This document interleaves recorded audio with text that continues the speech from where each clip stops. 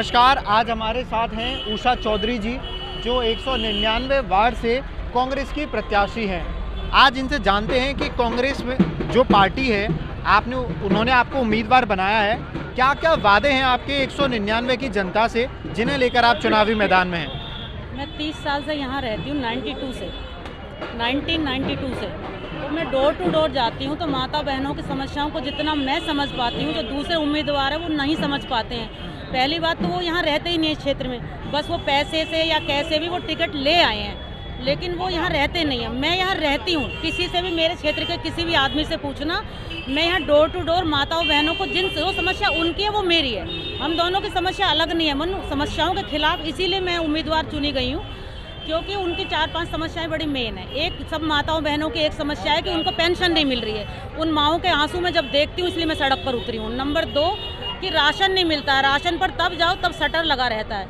उसको पूछो जिसके घर में 8,000 रुपये बेटा और पति नौकरी करता है, तो राशन नहीं मिलता है, तो उस माँ बहन के आंसू मैंने देखे हैं, मैं उस दर्द को महसूस कर रही हूँ। नंबर 3 बात यह है कि जब घर में कहते हैं ना बेटी पढ़ाओ बेटी बचाओ, वो सिर्फ स्लोगन लिखा हुआ है, लेकिन वो बेटी तब पढ़ेगी और तब बचेगी जब हर चौराहे पर एक के साथ एक बोतल फ्री होगी। तो वो बेटी जब पढ़ने निकलेगी नहीं गेट से, तो घर में पढ़ेगी, वो यूनिवर्सिटी भी जाएगी, वो इंस्टीट्यूट भी जाएगी, वो घर से निकलेगी 70 काम के लिए।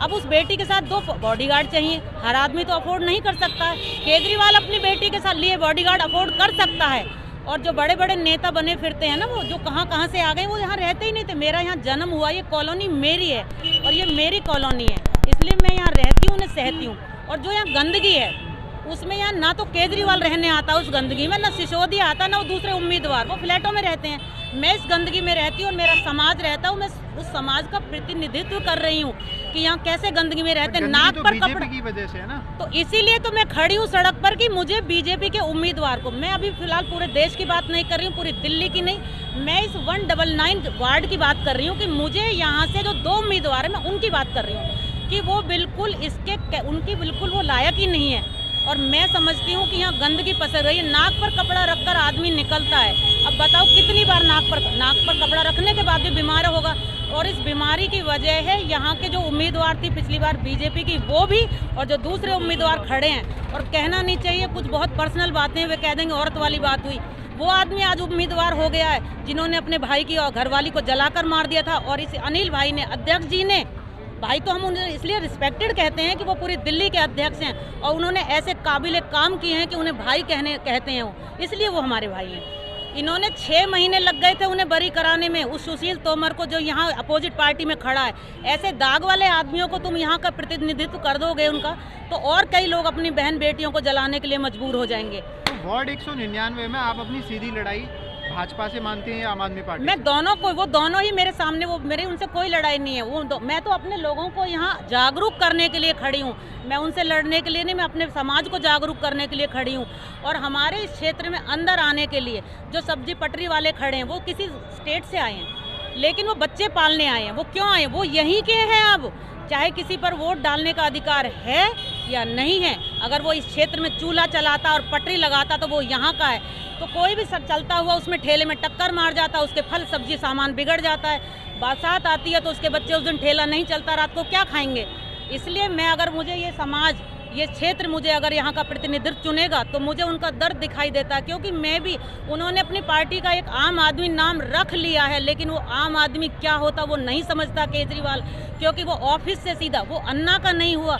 अन्ना जैसे शरीफ आदमी को उसने धक्का दे दिया है, वो किसी का नहीं हो। वो राजनीति नहीं जानते, वो कूटनीति नहीं जानते, वो घटिया राजनीति जानते हो।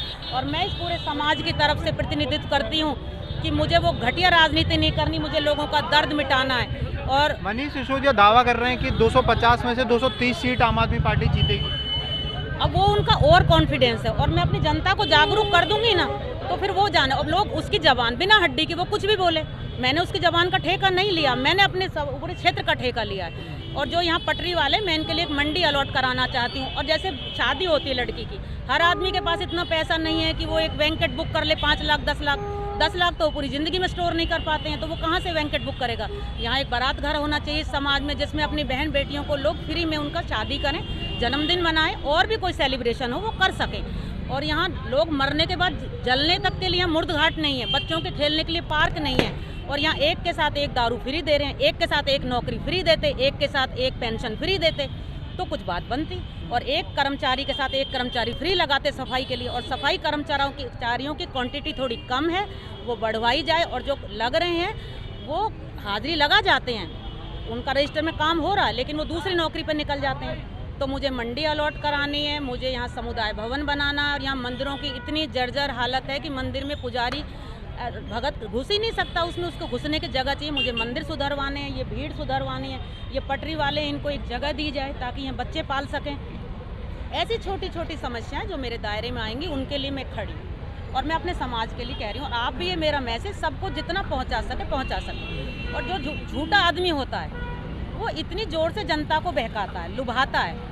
और जो कांग्रेस पार्टी है उसने 60 साल देश पर शासन किया, तो उनको पूरा उसमें जो पार्टी में लोग हैं उससे जुड़े हुए वो बड़े एक्सपीरियंस होल्डर हैं, वो समझदार हैं। और ये नए नए हैं ना, इनको कुछ पता नहीं है। और जो योगी मोदी जी, यहाँ मोदी और योगी की बात करना व्यर्थ टाइम बर्बाद करना, यहाँ सिर्फ एक निगम पार्षद की बात हो रही है। और योगी मोदी के नाम पर वो वोट ले लेते हैं, योगी मोदी धर्म के नाम पर लोगों का बंटवारा करते हैं। ये वही गली, ये वही चौराही, ये वही गांव और कस्बा है जहाँ अखंडता में एकता के लिए हिंदुस्तान जाना जाता था। ये अखंडता और एकता है या हिंदू मुसलमान के? ये जो मुसलमान यहाँ 200 साल से बसे हैं, अब आप सच बताओ, अगर इन्हें आप भगाओ गया, तुम में बाई चांस तुम चलो देश के प्रधानमंत्री हो गए और भगाने के लिए कैपेबल हो, तो कैसे भगाओगे? तो हिंदू मुसलमान की लड़ाई करते हैं, ये कोई बात है? भाईचारा नहीं है। तो धन्यवाद। हमारे साथ थी उषा चौधरी जी, और ये वार्ड 199 से पार्षद प्रत्याशी हैं और कांग्रेस की। तो कुछ वादे हैं इनके जनता से कि बारात घर बनाएंगे, सफाई के लिए काम करेंगी।